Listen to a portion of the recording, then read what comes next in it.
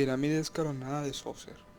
Esta pirámide se le denomina actualmente Djoser, que es la más sagrada. Se conoce actualmente como la pirámide escalonada de Djoser y según Manteón fue edificada por Imhotep, que fue el primer arquitecto e ingeniero de nombre conocido en la historia.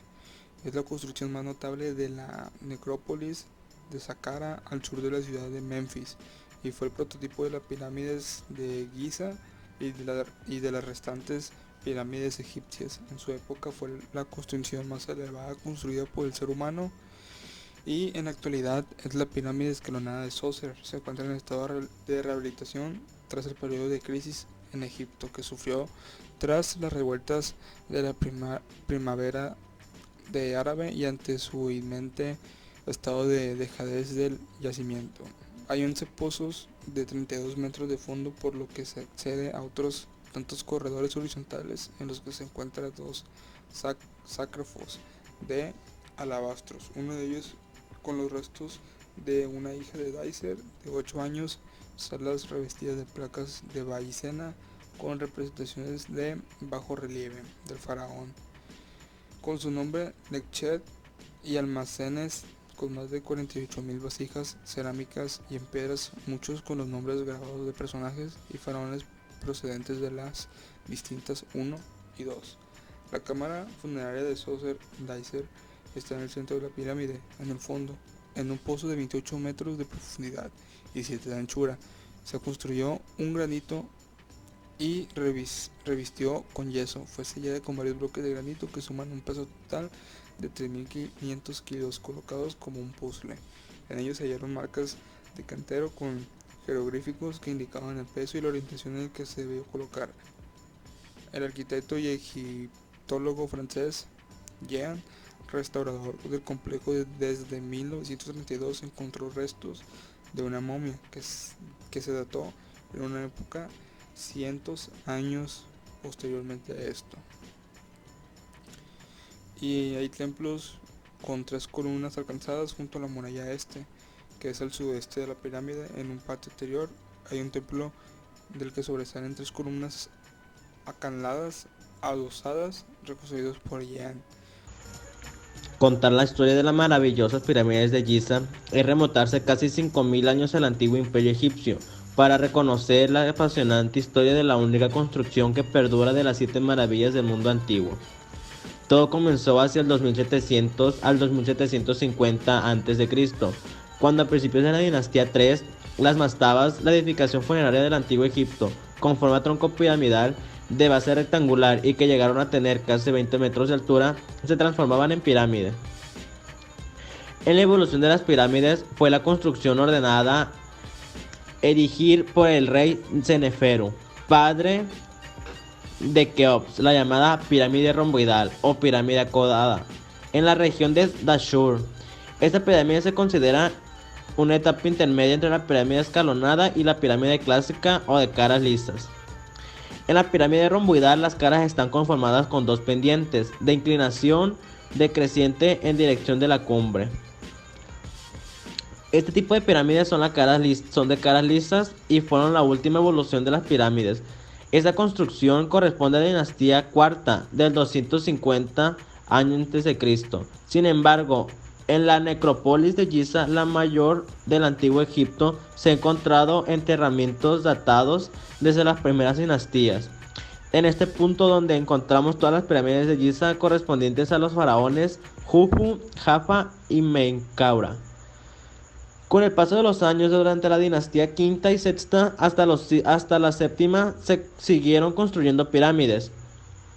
La Gran Pirámide de Giza fue la primera pirámide en ser construida en Giza, empleándose más de 20 años. El propio Keops fue quien escogió la zona para empezar a construir su propio complejo funerario. La Gran Pirámide de Giza, a unos 40 kilómetros de la pirámide construida por su padre Seneferu, se cree que el arquitecto encargado de su construcción fue Emiuni. En 1979, el conjunto de Memphis, con su necrópolis y campos de pirámides, Giza, Abushir, Saqqara y Dashur, fue declarado Patrimonio de la Humanidad por la UNESCO con el nombre de Memphis y su necrópolis, zonas de las pirámides desde Giza hasta Dashur. Poblados y casas egipcias. Las antiguas metrópolis egipcias de Menfis y Tebas han desaparecido, pues estaban hechas de ladrillo de barro prensado. En la siguiente imagen se muestra una de las casas de los artesanos en Deir el Medina. La planta y la sección muestran los componentes básicos de la casa egipcia: una primera sala para recibir, un salón principal de estar, un dormitorio y finalmente una cocina al aire libre. El barrio de los artesanos del Templo de Tebas ha desaparecido hace mucho tiempo, pero en cambio ha perdurado parcialmente el poblado construido para los artesanos que trabajaban en las tumbas del Valle de los Reyes. En la imagen de al lado se muestra el plano del poblado de los artesanos que trabajaban en las tumbas del Valle de los Reyes.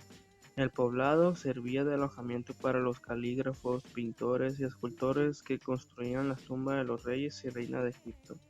Estaba ubicado en lo alto del farallón que dominaba las verdes campiñas del Valle del Nilo al este y el Valle de los Reyes al oeste. El poder teocrático absoluto de los faraones de la cuarta dinastía no sería igualado jamás y, en consecuencia, las pirámides de Giza no fueron superadas. Los faraones subsiguientes erigieron pirámides más reducidas, pero, a partir de la fractura que supuso el primer periodo intermedio, las tumbas y los templos reemplazaron a las pirámides en su categoría de grandes obras reales. Hasta los dioses acusaron esta revolución, ya que el papel de Ra como dios principal fue suplantado por Amón, cuyos sacerdotes estaban centrados en torno a Tebas, una ciudad emplazada en pleno Alto Egipto.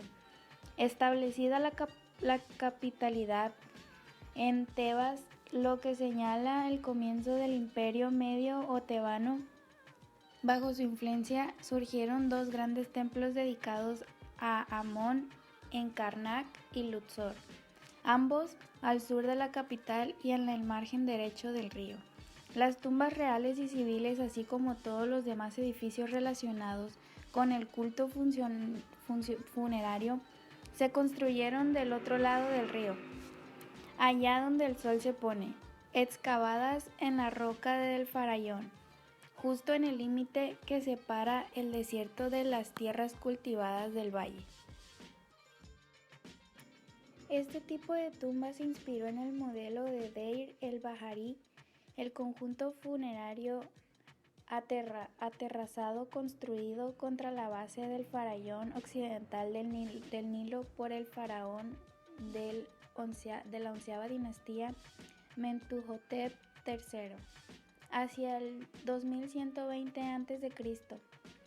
Se cree que en su gran terraza hipóstila, alineada con el eje del templo de Amón en Karnak, al otro lado del río, hubo una pirámide de 21.5 metros, 70 pies de lado.